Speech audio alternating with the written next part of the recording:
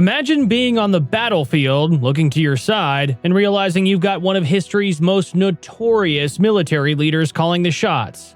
Not for their brilliance, but for their astonishing ability to snatch defeat from the jaws of victory.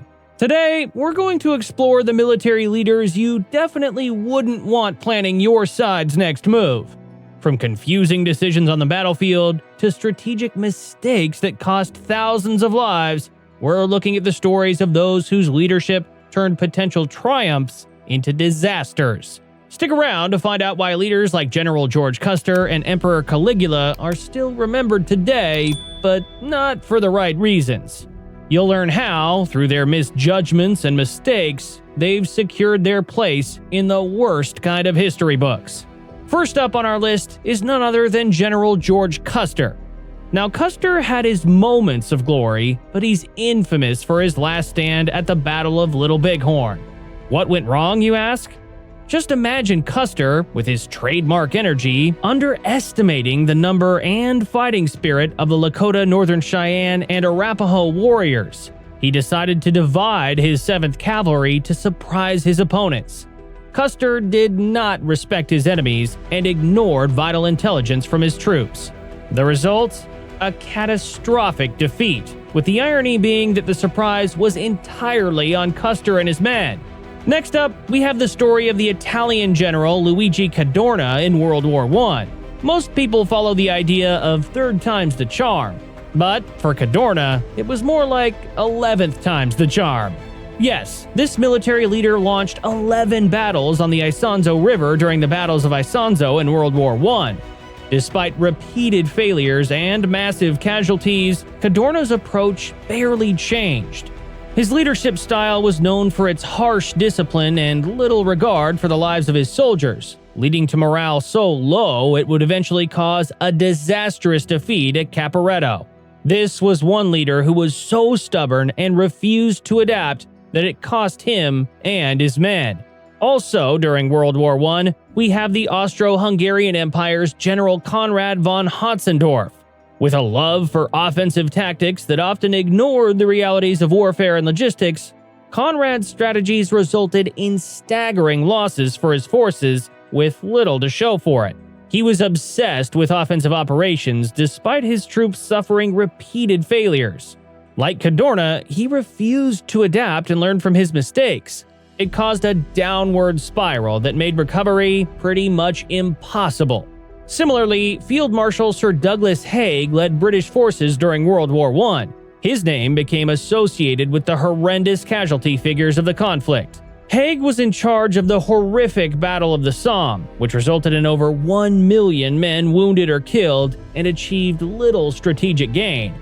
Haig's determination to use outdated tactics, such as infantry attacks against fortified positions in the face of modern machine gun fire, shows how he failed to adapt to the realities of trench warfare. During these battles, he had a strong disregard for the lives of his troops, earning him a controversial legacy as a leader seemingly out of touch with the human cost of his strategies. For the next entry, we've got Emperor Caligula of ancient Rome, a leader known more for his quirks than his tactical powers. Caligula's most confusing military campaign involved ordering his soldiers to collect seashells as spoils of war against the god Neptune. Yes, you heard that right. Seashells. While his legions expected to face tough enemies, they found themselves pitted against the tide. A bizarre episode that paints a strange picture of misdirected leadership and resources. Then, during the Middle Ages, there was King John of England.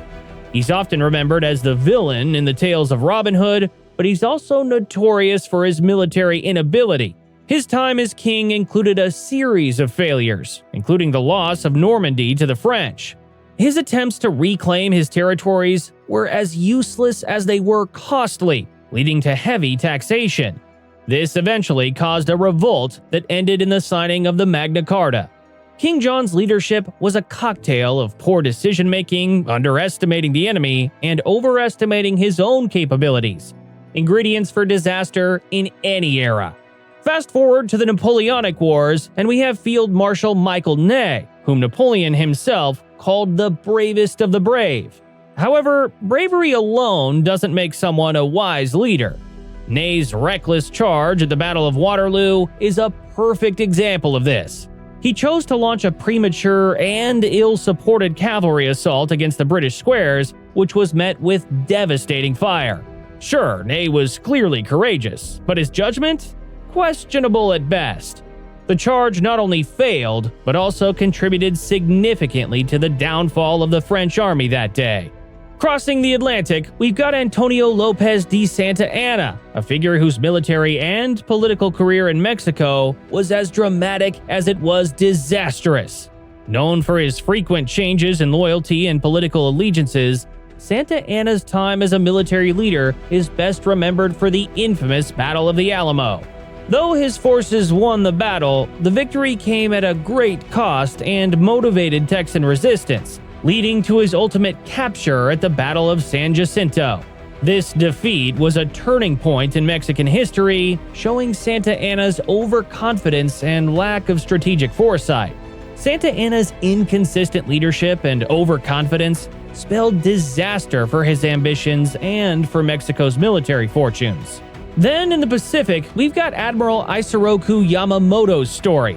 While he's widely respected for his intellect and foresight, particularly in predicting the eventual outcome of a prolonged war with the United States, his choice to launch the Pearl Harbor attack was a huge mistake. He strongly believed that a decisive blow would neutralize the U.S. Pacific Fleet, which he thought would secure Japanese dominance in the Pacific. However, this miscalculation led to the United States entering World War II looking for revenge.